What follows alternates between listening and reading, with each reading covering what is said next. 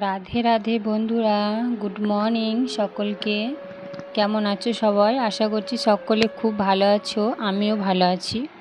বর্ধমান জেলায় ছোট্ট একটি গ্রাম থেকে আমি ঋতু তোমাদের সকলকে জানাই আমার এই ব্লগ চ্যানেলে অনেক অনেক স্বাগত, অনেক অনেক ভালোবাসা। এখন বাজে সকাল 7টা। তো দেখো, ঘুম থেকে উঠতে আজকে একটু লেট হয়ে গেছে। কালকে একটু রাত করে শুয়েছিলাম, তার জন্য লেট হয়ে গেছে। তা আজকে দেখো, আমি সকালে উঠে ঘর বারান্দাটা ঝাঁট দিয়ে নিলাম, তারপরে বাইরে উঠোনটা ঝাঁট দিয়ে নিচ্ছি। আর উঠোনের মধ্যে প্রচুর আজকে নোংরা ছিল। কালকে রাত্রেবেলা একটু বৃষ্টি হয়েছে আর প্রচুর হাওয়া দিচ্ছিল, তাই কলতলা দিয়ে অনেক নোংরা এসেছিল, সেগুলো সব পরিষ্কার করে নিচ্ছি। আর আজকে অনেক কিছু কাজ আছে। আজকে চৈত্র মাসের প্রথম মঙ্গলবার।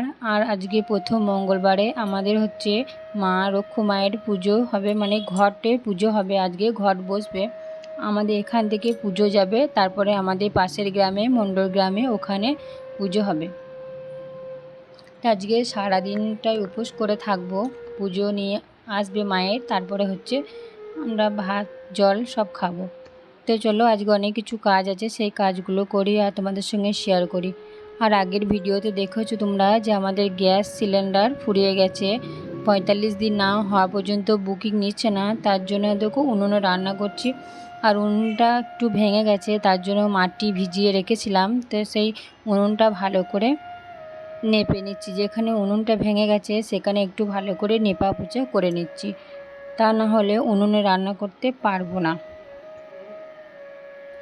তো সকলকে অনেক ধন্যবাদ, যারা আমার নতুন বন্ধু হয়ে আমার এই ভিডিওটা দেখবে তাদেরকে অসংখ্য অসংখ্য ধন্যবাদ। আর যেই সব বন্ধু আমার আগে থেকে ভিডিও দেখো তাদেরকেও অনেক অনেক ভালোবাসা জানাই।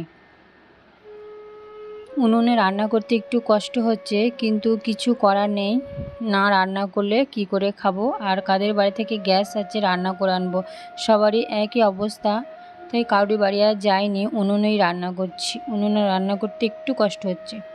আর আমাদের তো দুটো সিলিন্ডার, তা দুটো বুক করা হয়নি, একটা বুকিং করা আছে, কিন্তু গ্যাসটা পাওয়া যাচ্ছে না এখন। আর একটা আছে, সেটা কালকে বুক করে রেখেছি, কবে দেবে বুঝতে পারছি না। তাই চলো, যে সমস্ত কাজগুলো আছে সেই কাজগুলো সেরে নিই আর তোমাদের সঙ্গে একটু শেয়ার করি। সম্পূর্ণ কাজ তো আর শেয়ার করতে পারি না, যেটুকুনি পারি সেটাই শেয়ার করি। আর আমার ছোট যে স্ট্যান্ডটা আছে সেই স্ট্যান্ডটা ভেঙে গেছে, তাই জন্য সম্পূর্ণ ভিডিও তোমাদের সঙ্গে দিতে পারছি না।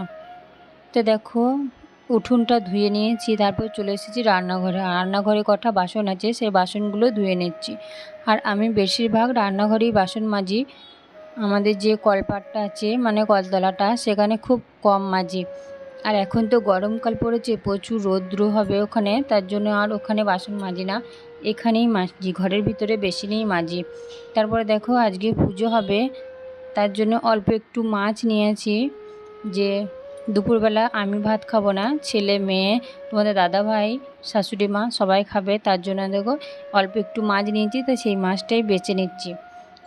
তারপরে দেখো, আজকে দুপুরে রান্না নেই বলে যে সমস্ত জামা কাপড় ছিল সেগুলো সব বার করেছি কেচে ধুয়ে দেওয়ার জন্য। বিশেষ করে বিছানা চাদর ছিল 3টে, আর সমস্ত কিছু ছিল, সেগুলো সব বার করেছি। আর থালা বাসনের ঝুড়িটা ছিল, সব বাসনগুলো ধুয়ে দিয়েছি। তারপর দেখো, চান টান করে বসে আছি যে কখন পুজো বেরোবে। আর এইটা দিদি, পাশের বাড়িতে মামার মেয়ে, তোমরা তো জানো, দেখেছ হয়তো ভিডিওতে। তারপরে পুজো চলে গেছে, সেই ভিডিওটা তোমাদের সঙ্গে শেয়ার করিনি। খুব তাড়াতাড়ির জন্য দেখো প্রেসার কুকারে ভাতটা দিয়েছি, আর এখন মাছ ভাজা হচ্ছে। তা মাছ দিয়ে নয়, মাছের ঝাল রান্না করব, আর শুক্তো করব। বেগুন আর কাঁচা কলা ছিল না, আলু উচ্ছে এগুলো ছিল, এগুলো দিয়ে একটা সবজি রান্না করেছি, আর ভেন্ডি ভাজা।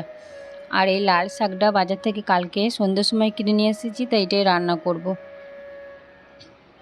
এদিকে রান্না বসিয়ে দিয়েছি, আর আমার মেয়ে এসেছে, কখন ভাত হবে, প্রচুর খিদে পেয়েছে, তাড়াতাড়ি ভাত দাও এই বলছে। তা আজকের ভিডিওটা বেশি বড় করছি না, এই পর্যন্তই। কেমন লাগলো আজকের এই ভিডিওটা কমেন্ট করে জানিও।